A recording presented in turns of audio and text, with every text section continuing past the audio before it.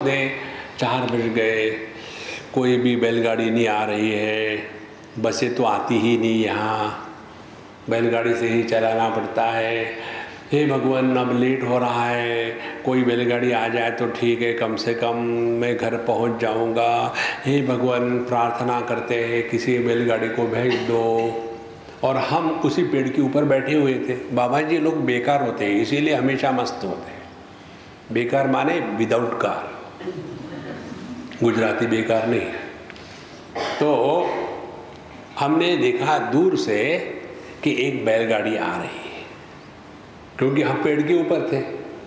दूर से देखा बैलगाड़ी आ रही और वहाँ से हमने आकाशवाणी करी, मेरे प्यारे भक्त फिक्र मत कर, 1 घंटे के अंदर में एक बैलगाड़ी आएगी, उसका एक बैल लाल होगा, दूसरा सफ़ेद होगा।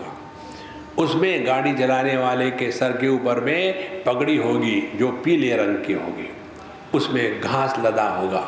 वो तुमको यहाँ से लिफ्ट दे करके अपने घर ले जाएगा।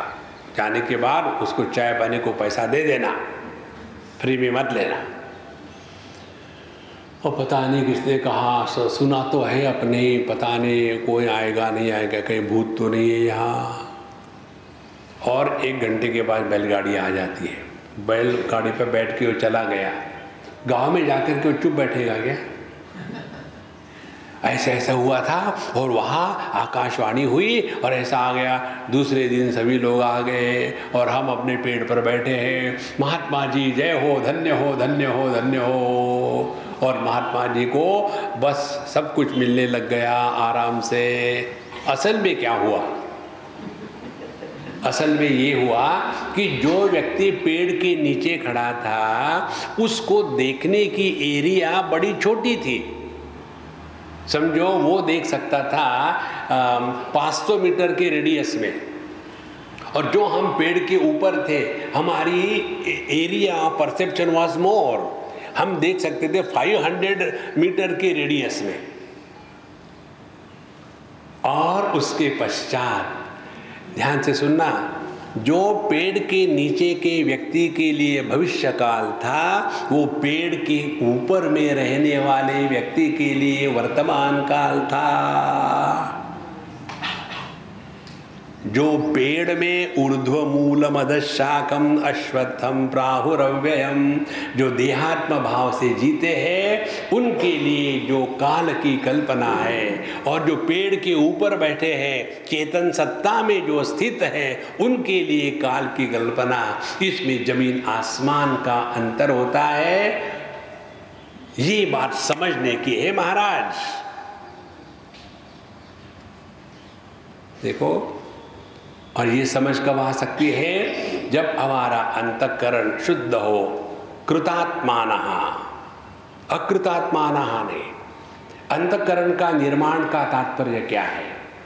अंतःकरण के निर्माण का तात्पर्य है, पहली बात, हमारे अंतःकरण में आलस्य, निद्रा और प्रमाद, इन तीनों का प्रभाव न होवे।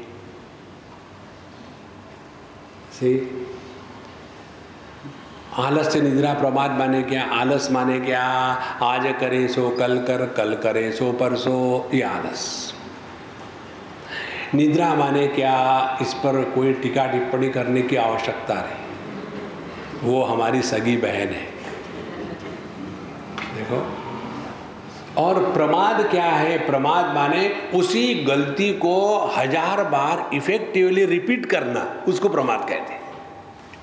We become expert in repeating the mistakes. वही बात 1000 बार गलत करेंगे। ये तीनों से जिसने मुक्ति पा ली है उसने अपने अंतःकरण को शुद्ध करने की प्रक्रिया शुरू की है। इससे जब निकलेंगे तमोगुण से तब आ जाती है रजोगुण में। रजोगुण में आने के पश्चात व्यक्ति वर्कोहोलिक हो जाता है। ये प्राप्त करना है, वो करना है। यक्षे मोदिष्ये दास्यामि कोन्योस्ति सदृशो मया, मैंने ये किया, मैंने वो किया, मैंने ऐसा किया, मैंने वो यज्ञ किया, मैंने अमुक किया, मैंने तीर मारे, ये सब करते करते जब दुनिया के धक्के लगने लग जाते हैं, मैंने सबके लिए इतना किया लेकिन किसी ने मुझे मदद नहीं करी, तो बेवकूफ थे, काहे को किया सबका, पहले अपने आप को बचाओ।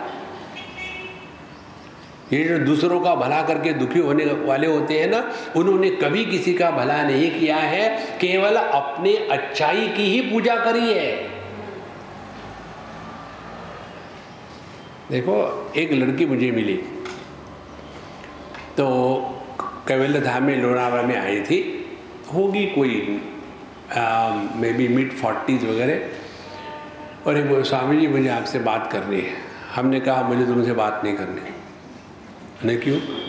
हमने कहा तुमको मेरे से बात करनी है तो बढ़िया फ्रेश होकर के, नहा धो करके और बढ़िया मेकअप करके आ जाओ, तुम चुड़ैल के जैसी लग रही हो। I don't talk to चुड़ैल्स। तो ठीक है स्वामी जी। दूसरे बार वो नहा धो करके फ्रेश बढ़िया कपड़े पहन, अब बोलो। तो बोले स्वामी जी आपने ऐसा क्यों कहा? हमने कहा तुम में लाइफ थोड़ी है, जीवन में रस होना चाहिए। तुम्हारे जीवन में रस नहीं है, और रस न होने का कारण यही हो सकता है कि तुम अंदर में घुटने तक नहीं, गले तक फ्रस्ट्रेशन में दबी हुई हो। बोले स्वामी जी इसको फ्रस्ट्रेशन कहेंगे क्या? मैंने हमारे पिताजी के डेथ होने के बाद सभी भाई बहनों के लिए सबका त्याग किया, सबको पढ़ाया, सबकी शादी करी, अब मैं अकेली हूँ, अब मैं किसी के पास जाती हूँ तो सब उन्हें धुतकारते हैं, मैंने क्या पाप किया? हमने कहा इसको पाप नहीं कहते, इसको बेवकूफ़ी कहते। तुमको किसने कहा था? त्याग जो करते हैं वो दुखी नहीं होते। जो त्याग करते हैं अपने अहं की पूजा करने के लिए, वही त्याग के बाद दुखी होते हैं। देखो संतो,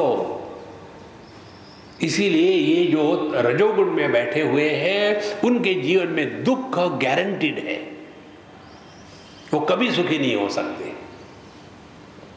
यही अंतःकरण की शुद्धि है।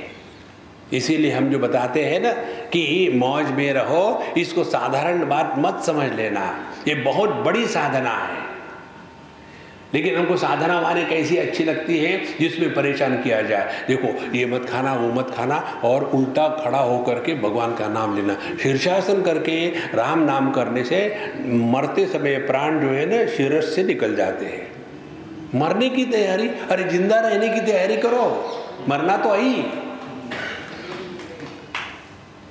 ये बहुत आवश्यक है। अपने आप को ऐसे हम बांध लेते हैं साधना के नाम से, देखो। और उसके पश्चात हम आ जाते हैं सत्वगुण में। सत्वगुण में आने के बाद एक रोग लग जाता है, उसका नाम है गुडी गुडी।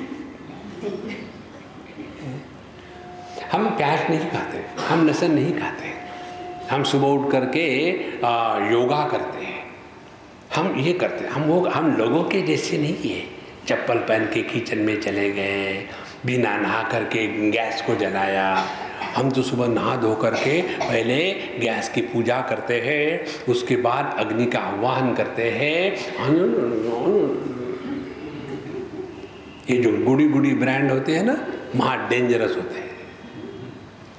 अति विनयात धूर्त लक्षणम।